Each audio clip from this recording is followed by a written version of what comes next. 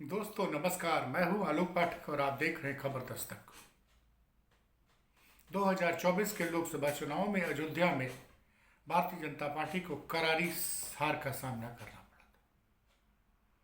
10 साल से लगातार सांसद रहे लल्लू सिंह चुनाव हार गए थे और सामान्य सूत्र पर समाजवादी पार्टी के दलित समाज के अवधेश प्रसाद चुनाव जीत गए थे।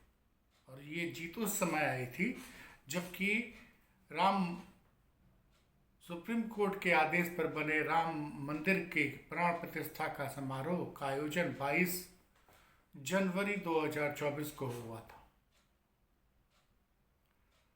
और ऐसे में अयोध्या में करारी हार के बाद भारतीय जनता पार्टी को बड़ा झटका लगा था। न सिर्फ अयोध्या में बीजेपी हारी थी बल्कि उत्तर प्रदेश में पार्टी का प्रदर्शन बहुत ही निराशाजनक था। 66 सीटों से घटकर गठबंधन का आंकड़ा 36 पर आ गया। लेकिन जुलाई 2024 में अयोध्या जनपद के बदरसा के पूरे कलंदरपुर से एक मामला सामने आता है। 12 साल की एक नाबालिग लड़की 2 महीने की गर्भवती पाई जाती है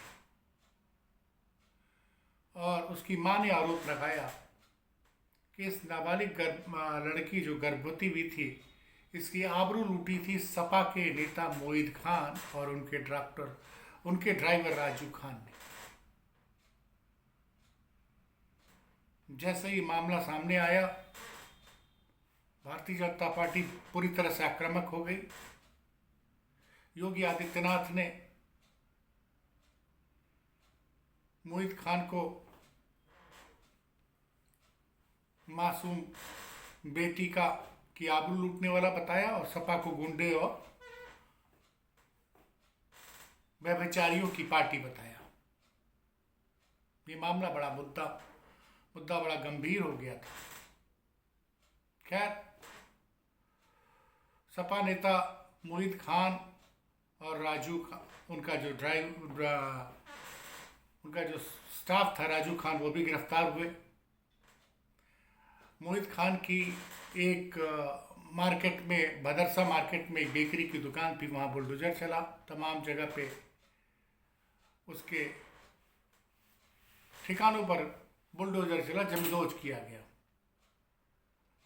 जबकि मोहित खान वहाँ पे नगर पंचायत का अध्यक्ष भी रह चुका था। और इस मामले में जिस तरह से योगी जी बार बार इस चीज का जिक्र किया करते थे, क्योंकि लोकसभा चुनाव से की हार से भारतीय जनता पार्टी और खासकर योगी जी बहुत बौखलाए हुए थे। विधानसभा के उपचुनाव हुए। उन उपचुनाव में, चूंकि अयोध्या में भी एक मिल्कीपुर सीट थी जहां से कि अवधेश प्रसाद विधायक हुआ करते थे, वो चुनाव जीतकर सांसद बने थे। तो विधानसभा चुनाव में इस चीज को बड़ा मुद्दा बनाया था। योगी जी हरमंच से कहते थे कि सपा के जो नेता होते हैं वो बहन बेटियों की आबरू लूटते हैं और सपा को गुंडों की पार्टी बताया करते थे। खैर, सपा बार बार कहती थी कि, और मोहित खान के परिवार वाले कहते थे कि मोहित खान बुजुर्ग आदमी, उन्होंने ऐसा कुछ भी नहीं किया। खैर साहब, गिरफ्तारी हो गई, मुकदमा चला। मुकदमे में जब डीएनए मैच कराया गया तो पता चला कि डीएनए मोहित खान का मैच नहीं हुआ, मैच हुआ उनके स्टाफ राजू खान का। और तब से मुकदमा चल रहा था। विशेष न्यायालय वास्को एक्ट की तरफ से में जिला न्यायालय में जब डीएनए की रिपोर्ट आई और मुकदमे की सुनवाई हुई, तो सुनवाई पूरी हुई थी 13 जनवरी 2026 को, माफ कीजिएगा। और आज उस मामले में फैसला आया। अयोध्या की जिला पास्को अदालत ने मोहित खान को बरी कर दिया। और क्यों बरी किया गया, उसका कारण समझिए। क्योंकि अभियोजन पक्ष, पुलिस कोई भी साक्ष्य कोर्ट में प्रस्तुत नहीं कर पाई। पहले ये दावा किया गया था कि बहुत सी वीडियो फिल्म बनाई गई हैं, एक भी वीडियो फिल्म कोर्ट में पुलिस पेश नहीं कर सकी। दूसरा, पीड़िता की मां ने यह माना कि राजनीतिक दबाव के चलते मोहित खान को इस मुकदमे में अपराधी बनाया गया था। तो ये अब इस फैसले को आने के बाद समाजवादी पार्टी बहुत एग्रेसिव हो गई। और बड़ी बात इसमें यह है कि मीडिया ट्रायल जबरदस्त हुआ था, और मीडिया जानते ही गोदी मीडिया का क्या हाल होता है। वो उस वक्त मोहित खान की ऐसी तस्वीर पेश की गई, जबकि वो उस मोहित खान की उम्र 65 साल से ऊपर की थी, और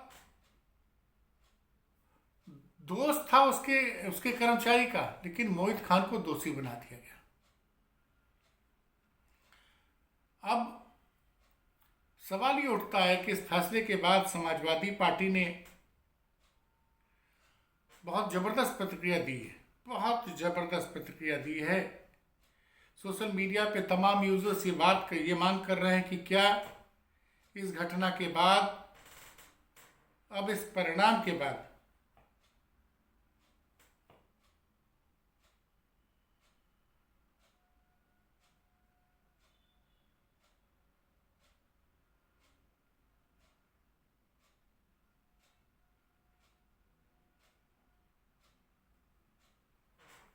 इस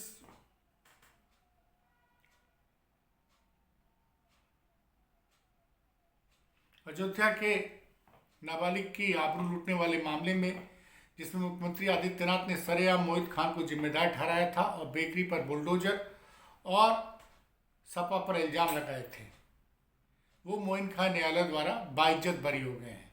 क्या इनके नुकसान की भरपाई, इनकी गई इज्जत की भरपाई, सपा की बदनामी की भरपाई, अपने कुकर्मों पर माफी मांगेंगे भाजपाई सत्ताधीश और मुख्यमंत्री महोदय? भाजपा के 2 कौड़ी के IT सेल वाले या भाजपा के लोग? भाजपा का दोहरा चरित्र, चाल चेहरा धीरे धीरे सबके सामने आ रहा है। नींद उड़ चुकी इन भाजपाइयों की जमीन नीचे से खिसक चुकी है। जब भाजपा के कट्टर समर्थक भी थे, वो भी भाजपा को पानी पी पी कर गुलदस्ते भेज रहे हैं। विश्वास न हो तो मुख्यमंत्री और उनके भाजपा नेताओं को अपना कमेंट बॉक्स चेक कर लेना चाहिए। जो सबसे बड़ी बात इस मामले के बाद उठी है कि देखिए, योगी जी पे गंभीर सवाल अब उठ रहे हैं, और उठने भी चाहिए। मोहित खान के, जब इस मामले में मोहित खान को पुलिस ने नामजद किया, उनकी गिरफ्तारी हुई, तो जिस तरह से मोहित खान के ठिकानों पर बुलडोजर चला, वो सब ने देखा। लेकिन वहीं दूसरी तरफ अब योगी आदित्यनाथ निशाने पर है, न सिर्फ समाजवादी पार्टी के, बल्कि लोग सवाल पूछ रहे हैं कि कोडीन कफ सिरफ वाले मामले में जिन लोगों के ऊपर गिरफ्तारियां हुई, जो लोग नामजद किए गए और जिन्होंने अवैध तरीके से धन अर्जित करके करोड़ों की कोठियां बनाई, आज तक योगी के प्रशासन ने उस पर बुलडोजर नहीं चलाया। तो ये भाई बुलडोजर क्यों नहीं चला? आलोक सिंह क्या वो मुख्यमंत्री के सजाती हैं, जो STF का बर्खास्त सिपाही, जिसकी कोठी पे जब छापा पड़ा था ED की, एक सिपाही बर्खास्त, जिसकी मासिक आमदनी 50,000 रुपये महीने भी नहीं थी, वो 10 से 20 करोड़ की कोठी बना लेता है। अमित सिंह टाटा हो गए, शुभम जायसवाल हो गए, और उसमें नाम तो कई लोगों का आया, लेकिन अब तक उनकी अवैध प्रॉपर्टियों पर बुलडोजर नहीं चले। तो ये जो सेलेक्टिव यूज हुआ बुलडोजर का, और खासकर मोहित खान को लेकर जिस तरह से योगी आदित्यनाथ ने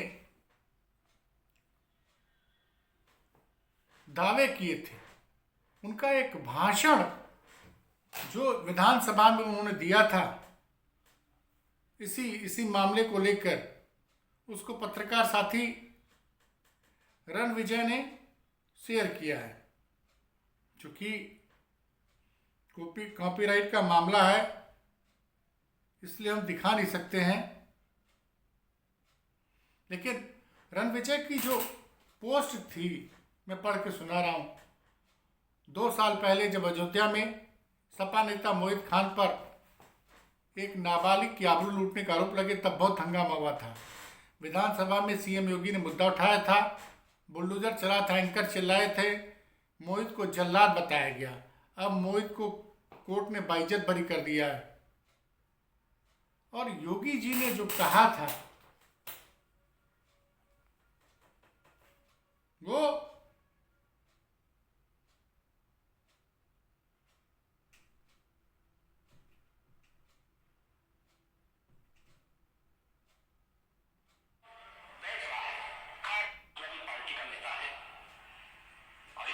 सांसद की टीम का सदस्य है। 12 वर्षीय एक नाबालिग बच्ची के साथ दुष्कर्म का कृत्य में शामिल पाया गया। देखिए, विधानसभा के पटल पर योगी जी ने बोला था, समाजवादी पार्टी का नेता है, अयोध्या के सांसद अवधेश प्रसाद का सहयोगी है, ये 12 साल की बेटिया के दुष्कर्म का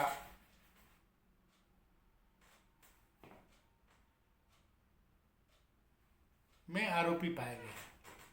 और ये दावे मुख्यमंत्री विधानसभा के पटल पर कर रहे थे। आज सवाल मेरा मुख्यमंत्री से है कि मुख्यमंत्री जी, आपने किस बेसिस पे ये दावे विधानसभा के पटल पर किए? चुनावी भाषण तो आपने जो दिए, आपकी पुलिस क्यों नहीं मोहित खान के खिलाफ सबूत पेश कर पाई? क्यों नहीं पेश कर पाई? और लड़की की मां ने कहा कि राजनीतिक दबाव के चलते उसने इस मुकदमे में मोहित खान को आरोपी बनाया गया था। और बड़ा सवाल जो समाजवादी पार्टी मीडिया से ने उठाया है वो ये है कि उस शख्स की जो बेइज्जती की गई और मीडिया जो ट्रायल चला, उसको मोहित खान को जल्लाद बताया गया था। अब वो कोर्ट से बाइज्जत बरी हो गया है, तो क्या मीडिया अपनी गलती मानेगा? और सवाल ये है कि वही मीडिया जो मोहित खान के बुलडोजर चलाने पे, मोहित खान के घर पे या उनकी संपत्ति पर बुलडोजर जब चला था तो ताली पीट रहा था, वही मीडिया अब क्यों नहीं योगी जी से सवाल पूछता कि कोडीन कफ सिरप के आरोपी सांसद धनंजय सिंह, पूर्व सांसद धनंजय सिंह के करीबी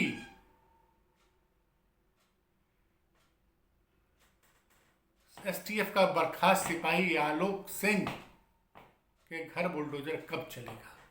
अमित सिंह टाटा के घर बुलडोजर कब चलेगा? शुभम जायसवाल के घर बुलडोजर कब चलेगा? अब इस फैसले के बाद भारतीय जनता पार्टी और खासकर योगी जी की मुश्किलें बढ़ने वाली हैं। वैसे पीड़ित पक्ष का दावा है कि वो इस फैसले के खिलाफ हाईकोर्ट जाएगी। देखते हैं आगे क्या आता है। फिलहाल